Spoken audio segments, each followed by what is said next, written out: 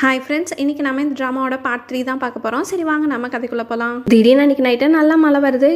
அதனால் ஹீரோயினுமே நிறைய எழுதி வச்சிருப்பாரு, அதெல்லாம் கொஞ்சம் காயணும்னு சொல்லிட்டு அதெல்லாம் எடுத்து போட்டுட்டு இருக்காங்க. அந்த இடத்துல கரெக்டாக ஹீரோவுமே வந்துடுறாரு. அவங்க பாட்டுக்கு அவங்க வேலையை தான் பார்த்துட்டு இருக்காங்க. ஆனாலும் ரெண்டு பேர்த்துனாலையும் நார்மலாக இருக்க முடியல. திடீர்னு கிஸ் பண்ண ஆரம்பிச்சிடுறாங்க. அதுக்கப்புறம் தான் கொஞ்சம் நிதானமாகி ஹீரோயினும் ஹீரோவை விட்டு விலகி போகிறாங்க. ஆனால் ஹீரோ என்ன நினச்சாரோ தெரில, அவர் பாட்டுக்கு டக்குன்னு ஹீரோயினை ஹக் பண்ணிக்கிறாங்க. ஹீரோயினாலும் விலகி போக முடியல. அவங்க ரெண்டு பேரும் அதுக்கப்புறம் வெளியே வரும்போது பார்த்தா ராஜா கிட்டது ஏகப்பட்ட பட்டாசுகள் எல்லாம் கொடுத்து அனுப்பிச்சிருப்பாங்க போல. ஹீரோ ஹீரோயின் ரெண்டு பேரும் சேர்ந்து அதை வெடிக்கிறாங்க. ஹீரோவோட அசிஸ்டன்ட் இவங்க ரெண்டு பேரும் சேர்ந்து வெடிச்சிட்டு இருக்காங்க. ஹீரோயினுக்கு செம சந்தோஷமா இருக்கு. நெக்ஸ்ட் டே பிரின்ஸுமே ஹீரோயினை கூப்பிட்டுருப்பாங்க போல. இதனால ஹீரோயினும் பிரின்ஸை பார்க்கறதுக்கு போறாங்க. அப்போ பிரின்ஸுமே என்ன நேற்று நைட்டு நீயும் ஹீரோவும் சேர்ந்து நான் பட்டாசெல்லாம் வெடிச்சிங்கன்னு கேள்விப்பட்டா, இங்க என்ன நடக்குது அப்படிங்கிற மாதிரி கேட்டுட்டு இருக்காங்க. ஆனா ஹீரோயின் அதெல்லாம் ஒன்றும் இல்லை, சும்மாதான் அப்படிங்கிற மாதிரி சொல்லி சமாளிக்கிறாங்க. ஆனா பிரின்ஸ் விட்டுற மாதிரி தெரியல. சீக்கிரமா ஹீரோக்கும் அந்த பிரின்சஸ் எனக்கும் கல்யாணம் நடக்கணும், அப்பதான் எல்லாமே நினைச்சபடி போகும் அப்படிங்கிற மாதிரி சொல்ல, ஹீரோயினுக்கு இப்போ ஹீரோ மேல நல்லாவே லவ் வந்துருச்சு. ஸோ இதை அவங்களால ஏத்துக்கவே முடியல. இல்ல என்னால முடியாது, நான் அந்த தௌசண்ட்ஸ் ஆஃப் சாவரினை எடுத்து கொடுக்குறேன்னு மட்டும் தானே சொல்லியிருந்தேன். திரும்ப திரும்ப எனக்கு ஆர்டர் போட்டுட்டு இருக்காதீங்கன்னு சொல்லிட்டு கோவமா இங்கிருந்து கிளம்புறாங்க. ஆனால் டக்குன்னு அவங்களுக்கு வழி வந்து அங்கேயே உட்காந்துக்கிறாங்க. பிரின்ஸுமே உனக்கு தான் இந்த நோய் இருக்குன்னு தெரியும்ல, அப்புறம் எதுக்கு தேவையில்லாமல் கூட பேசிக்கிட்டு இருக்க, சொன்ன வேலையை மட்டும் செய். சப்போஸ் நீ இந்த வேலையை ஒழுங்காக செய்யலாம், நான் கண்டிப்பாக ஹீரோவை கொன்றுவேன் அப்படிங்கிற மாதிரி பேசி தான் அனுப்பி வைக்கிறாங்க. ஹீரோயினுக்கும் இப்போ என்ன பண்ணுறதுனே தெரியல. அவங்களும் நேராக ஹீரோவை பார்க்க தான் போகிறாங்க. அது மட்டும் இல்லாமல் பிரின்சஸ் ஆன் கிட்ட ரொம்பவுமே நல்ல விதமாகவும் நடந்துக்கிறாங்க. ஆனால் அவள் தான் திமிரு காட்டிட்டு போயிட்டு இருக்கா. ஹீரோவும் நீ என்ன பண்ணிக்கிட்டு இருக்க, நீ எதுவும் யோசிக்காத, நான் கண்டிப்பாக இதுக்கான ஒரு சொல்யூஷனை கண்டுபிடிக்கிறேன் அப்படிங்கிற மாதிரி சொல்லிட்டு இருக்காங்க. ஆனால் ஹீரோயின் தான் இனி சரி நம்மளால ஹீரோக்கு எந்த பிரச்சனையும் வேண்டாம் அப்படிங்கிற மாதிரி நினச்சிட்டு ஹீரோவை விட்டு கொடுக்குற எண்ணத்துக்கே வந்துடுறாங்க. ஹீரோ கிட்டயுமே இப்போதான் எனக்கு எல்லா விஷயமும் புரியுது, நான் தான் தேவையில்லாமல் ரொம்ப ஆசைப்பட்டேன் போல, நீங்கள் பிரின்சஸ் ஆன கல்யாணம் பண்ணிக்கிறது தான் நல்லது அப்படிங்கிற மாதிரி சொல்ல ஹீரோ செம கடுப்பாகிறாரு. உனக்கு என்னாச்சு, ஏதாச்சும் என் மேலே கோவமா, அப்படி ஏதாவது இருந்தால் என்கிட்ட சொல்லு அப்படின்னு கேட்டுட்டு இருக்காங்க. ஆனால் ஹீரோயின் அப்படியெல்லாம் ஒன்றும் கிடையாது அப்படின்னு சொல்லிட்டு அவங்களும் அங்கேருந்து போகவே பார்க்குறாங்க. ஹீரோவும் எவ்வளவோ பேசி பார்க்குறாங்க. ஆனால் ஹீரோயின் கேட்குற மாதிரியே தெரில. இதனால அவரும் கடைசியில் கடுப்பாகி, சரி உனக்கு நான் பிரின்சஸை கல்யாணம் பண்ணிக்கிறதா விருப்பம்னா நான் அப்படியே பண்ணிக்கிறேன், ஆனால் நாங்கள் கல்யாணம் பண்ணதுக்கப்புறம் கண்டிப்பாக என் கண் முன்னாடி வந்துடாத அப்படிங்கிற மாதிரி சொல்லிட்டு அவரும் கோவமாக அங்கேருந்து போயிடுறாரு. ஹீரோயினுக்கும் என்ன பேசுறதுனே தெரில, அப்படியே அமைதியாக அழுதுகிட்டே அங்கேயே நின்றுட்டு இருக்காங்க. நெக்ஸ்ட் டே ஹீரோவோட கல்யாணத்துக்கு தேவையான விஷயங்கள்லாம் நடக்குது. ஹீரோவோட கல்யாணத்துக்கு என்கேஜ்மெண்ட் மாதிரி ரெடி பண்ணுறாங்க. அதுக்கு எல்லாருமே வந்துடுறாங்க. ஆனால் நீங்கள் மட்டும் செம கடுப்பில் இருக்கா. இதை பார்த்துட்டு ஹீரோவோட அசிஸ்டண்ட்டும் உனக்கு என்னதான் ஆச்சு, நம்ம பாஸ்க்கு கல்யாணம் நடக்க போகுது, ஆனால் நீ ஏன் இவ்வளோ சேடாக கோவமாக இருக்க அப்படிங்கிற மாதிரி கேட்டுட்டு இருக்காங்க. ஆமாம், இங்கே தான் யாரும் மனசில் இருக்கிறத பேசுகிறதே இல்லையே, அது மட்டும் இல்லாமல் தன்னோட பொருளை இன்னொருத்தவங்களுக்கு கொடுக்க சீக்கிரமாக ரெடி ஆகிடுறாங்க அப்படின்னு ஹீரோயினை பற்றி தான் பேசிகிட்டு இருக்கா. உடனே ஹீரோவோட அசிஸ்டண்ட்டும் நீ ஏன் இந்த மாதிரிலாம் பேசிகிட்டு இருக்க அப்படின்னு சொல்லிட்டு அவளை சமாதானப்படுத்திட்டு இருக்காங்க. கரெக்டாக ஹீரோவும் பிரின்சஸும் வந்துடுறாங்க. ஹீரோவும் பிரின்சஸ் கிட்ட கையை கொடுத்து வா என் கூட அப்படிங்கிற மாதிரி கேட்குறாரு. இதெல்லாம் ஹீரோயினும் தான் பார்த்துட்டு இருக்காங்க. அவங்களுக்கு செம கஷ்டமாக இருக்குது. சரி இதுக்கு மேலே இங்கே இருக்கக்கூடாது அப்படின்னு சொல்லிட்டு அவங்களும் நேராக வெளியே கிளம்ப ஆரம்பிச்சிடுறாங்க. ஆனால் ஹீரோவுமே திரும்பி ஹீரோயினை தான் பார்த்துட்டு இருக்காங்க. ஹீரோயினும் தனியாக போய் ஒரு மரத்துக்கிட்ட நின்றுட்டு இவ்வளோ நாளாக ஹீரோ கூட இருந்த விஷயங்கள் எல்லாம் பற்றி யோசிச்சு செமையாக அழுது ஃபீல் பண்ணிக்கிட்டு இருக்காங்க. அந்த டைமில் ஹீரோ ஒரு விசில் கொடுத்து உனக்கு எப்பெல்லாம் ஏதாவது பிரச்சனை இல்லை என்ன பார்க்கணும்னு தோணும் போது அந்த விசிலை ஊத சொல்லியிருப்பாங்கல்ல, அந்த விசில் எடுத்து ஊதுறாங்க.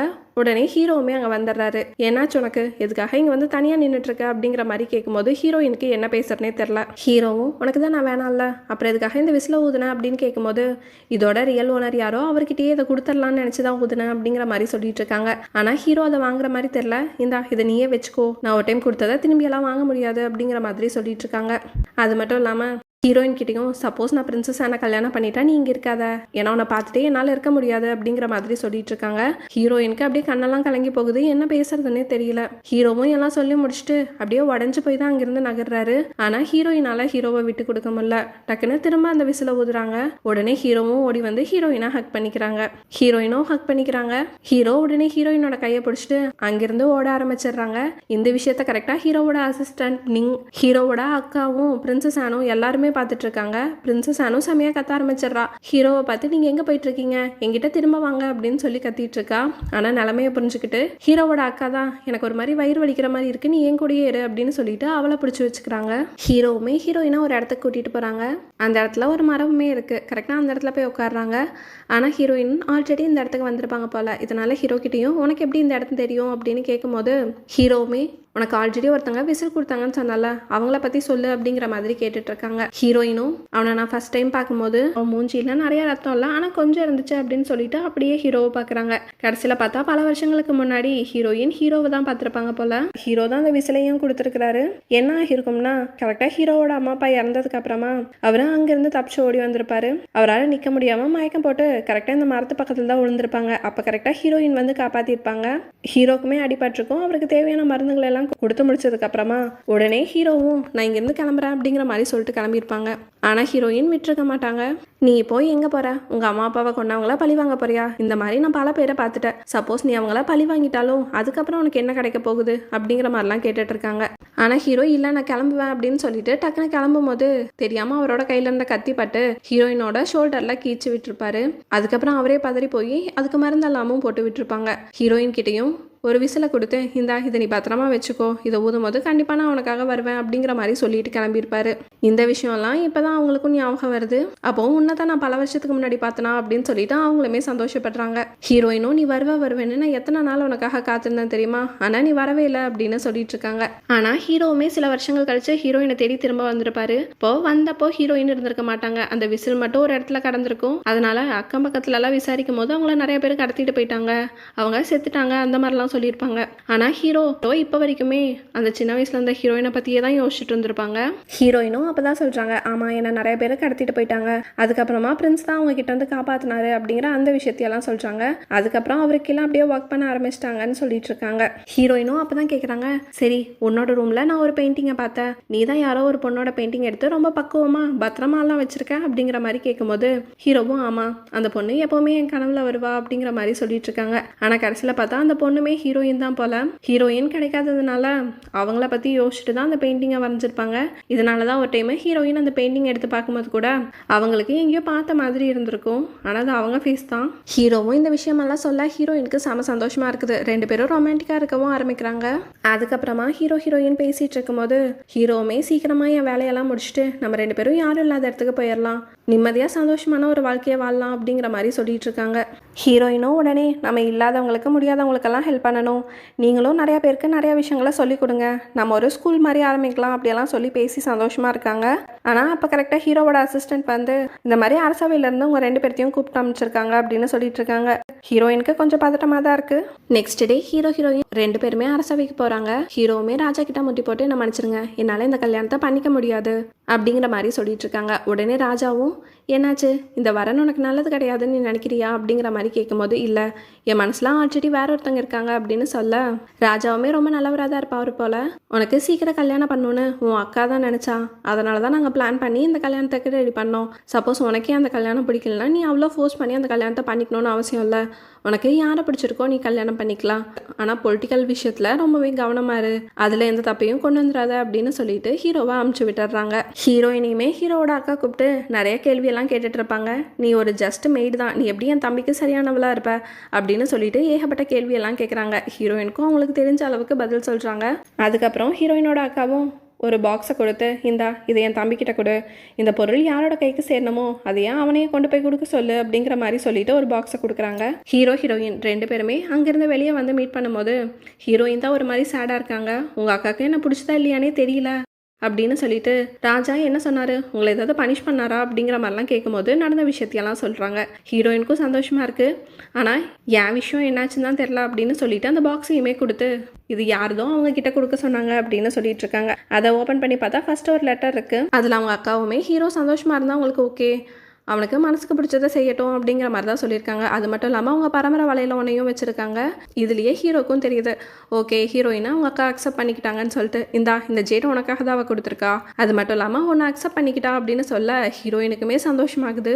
இந்த பிரின்ஸு சும்மா இருக்காமல் விவசாயிங்க மத்தியில் ஏதோ வேலையை பண்ணி விட்டுட்டான் போல, அதனால ஏகப்பட்ட பிரச்சனையாக இருக்கு. இதனால ராஜாவுமே பிரின்ஸை கூப்பிட்டு செமையாக திட்டிட்டு இருக்காரு. நீ என்ன வேலை பண்ணியிருக்க, சப்போஸ் எனக்கு மட்டும் இன்னொரு பையன் இருந்தால் கண்டிப்பாக உன்னை பிரின்ஸாக கொண்டு வர மாட்டேன் அப்படிங்கிற மாதிரி வாய விட்டுறாரு.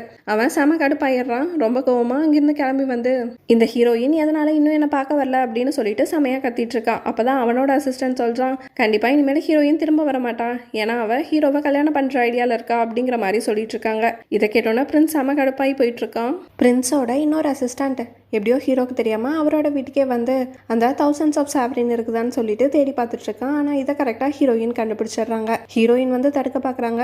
ஆனால் அவன் ஹீரோயினோட கழுத்தில் கத்திய வச்சுட்டு பிரின்ஸ் உன்னை எவ்வளோ நல்லா பார்த்துக்கிட்டாங்க, ஆனால் உன்னோட லவ்வுக்கு வேண்டி நீ பிரின்ஸையே எதிர்த்து நிற்கிறியா?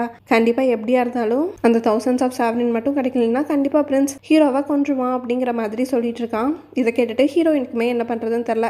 நீ ஃபஸ்ட்டு ஓவராக ரியாக்ட் பண்ணாத, நீ இப்போ எனக்கு கொன்னினாலும் நீயும் பிரச்சனையில தான் மாட்டுவேன் அப்படிங்கிற மாதிரி ஹீரோயின் திரும்ப அந்த அசிஸ்டண்ட்டை மாட்டிட்டு இருக்காங்க. அப்போ கரெக்டாக ஹீரோவும் வர சத்தம் கேட்குது. இதனால ஹீரோயினும் சரி நீ ஃபஸ்ட்டு நான் சொல்கிறத கேளு அப்படின்னு சொல்லிட்டு அவனை ஒளிய சொல்கிறாங்க.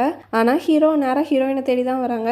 ஹீரோயினும் ஏதோ மேக்கப் பண்ணிட்டு இருக்க மாதிரி ஆக்ட் பண்ணிட்டு இருக்காங்க. ஹீரோ யாரோ இருக்காங்க அப்படிங்கிற விஷயத்த நல்லாவே தெரிஞ்சுக்கிறாரு. ஆனால் ஹீரோயின் விடுற மாதிரி தெரில. ஹீரோவை பிடிச்சி வச்சுட்டு எனக்கு ஹெல்ப் பண்ணுங்க அப்படின்னு சொல்ல ஹீரோவும் சரின்னு சொல்லிட்டு ஹீரோயினுக்கு ஐப்ரோ பென்சில் போட்டு விடுறது, லிப்ஸ்டிக் போட்டு விடுறதுன்னு பண்ணிட்டு இருக்காரு. ஆனாலும் அவங்க யாரோ இருக்கிறத கண்டுபிடிச்சிட்டதுனால அவனை எப்படியாவது பிடிச்சாகணும்னு சொல்லிட்டு அதையே தான் கவனிச்சுட்டு இருக்காரு. டக்குன்னு ஹீரோயினோட ஒரு பின் எடுத்து கரெக்டாக அவன் மேலே வீசிடுறாரு. அவனுமே இறந்துடுறான். ஆனால் ஹீரோயின் எதுவுமே தெரியாத மாதிரி அமைதியாக இருக்காங்க.